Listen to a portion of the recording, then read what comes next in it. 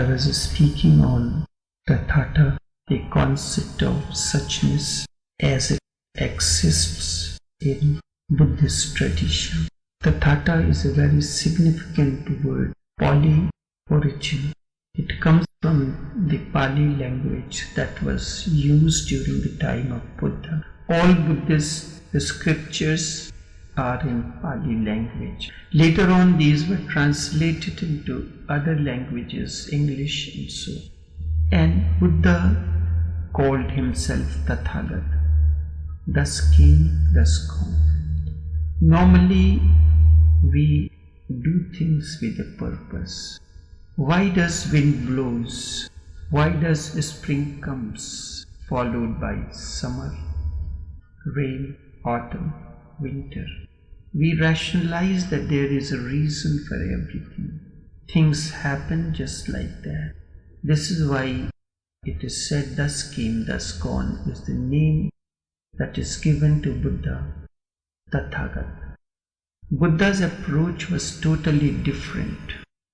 Whatsoever happens, allow it to happen and accept it with your totality, with your heart. This is how existence wants it to be.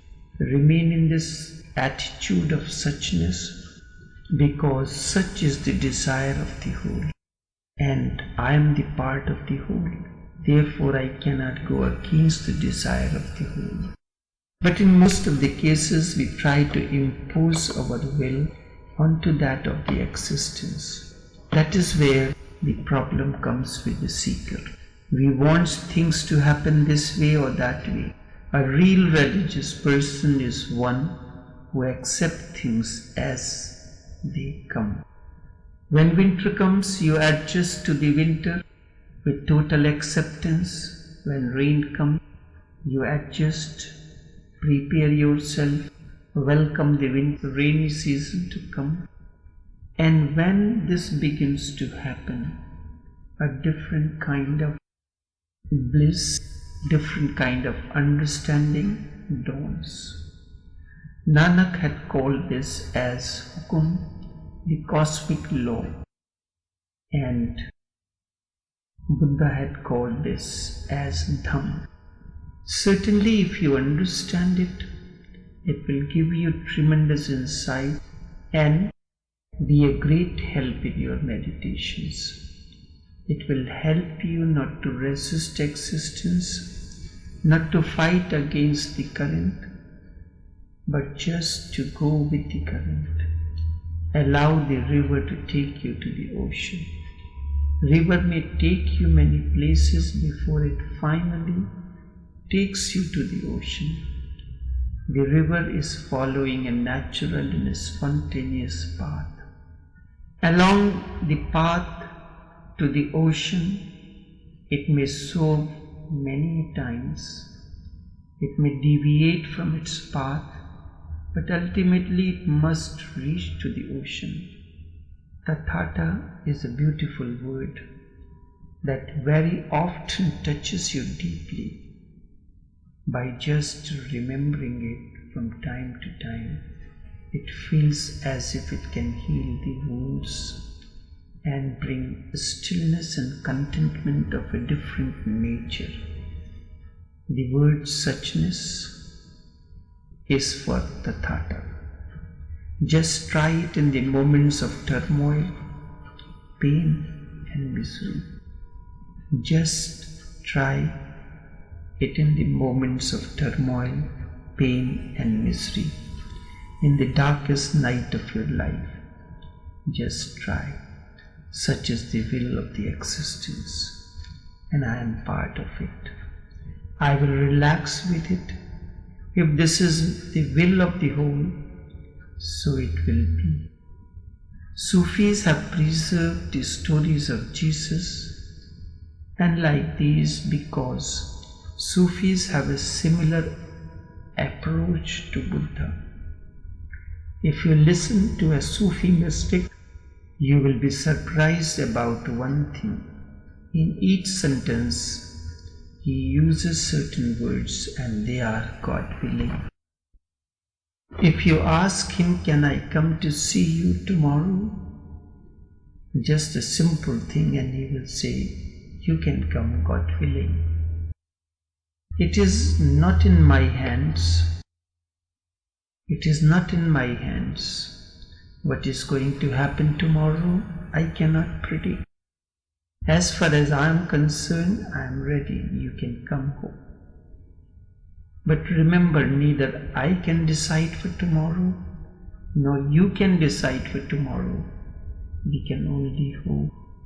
Sufis use the word God willing so much that when I used to see the Sufi mystics, I told them this is too much. Each sentence either begins with God willing or ends with God willing, or in the middle of it too God willing. Don't you get tired of it? The man said, God willing. Sometimes I get tired.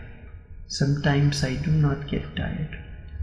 But it all depends on God. Nothing is in my hands. This is how the Sufis are, and I am the living example of it. Coming from a Naqshbandi tradition, Buddha has no God. His approach is more sophisticated. If somebody insults him and his disciples become angry, he says to them, you do not understand, such is the case. That man could not do anything else. If you had been brought up in the same condition, same situation, you would have insulted me as well. And I can see so clearly that he does not have any bad intentions. All that he has done. And all that I can do, I am doing. But in normal cases, what happens if somebody insults you? You react. You do not respond. It happened once.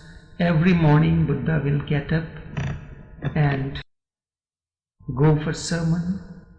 So this morning, as usual, he got up and get dressed. And he reached to a village where he was not to go. When he reached there, crowd gathered. Buddha began the sermon. A man came from amidst the crowd, and he first cursed Buddha. Buddha silently listened to it. And after the man had finished, Buddha said, do you have to say anything more?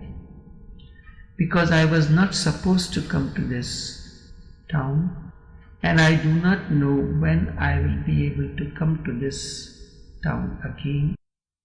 So say whatever you have to say, so nothing remains. At this the man got angry and he spit on Buddha. At this his disciple Anand got angry and he said, you are such an innocent person who has not harmed anyone. Why did you allow this man to abuse you first and then spit on you? Buddha said, this man has not done anything to you. Why are you opening an account? There was something between me and him. Consciously, I have closed all accounts. And this is the only account with this man had remained open. So I had to come. And if I react at this moment, the account will not close. In order for the account to close, I will have to allow this person to say all that he has to say, all that he has to do. What the abuse will do to me, he is just doing a catharsis. What his catharsis has to do with me. But do we have this kind of understanding in our lives? And we consider ourselves to be religious? No, we are not. Unless we know why the other man is saying things. When somebody gets emotionally disturbed, or he has no control over his emotions, so he emotes in the form of curse in the form of abuses and in the form of his actions.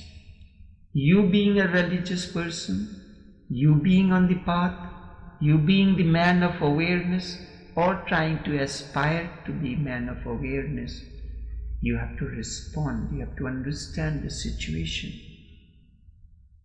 So Buddha said, all that he could do, he has done.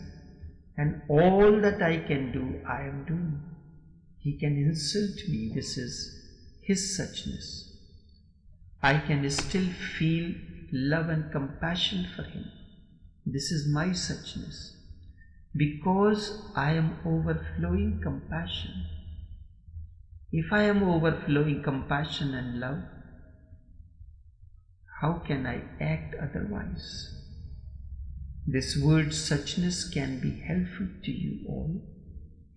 Just remember it not as a word, but as a feeling, suchness. Then there is no grudge, no complaint, and no desire that things should be different than they are. A tremendous acceptance arises. This acceptance is real and authentic religiousness. And indeed, the only religiousness there is. Remember this. Your path will be full of bliss, harmony, and oneness.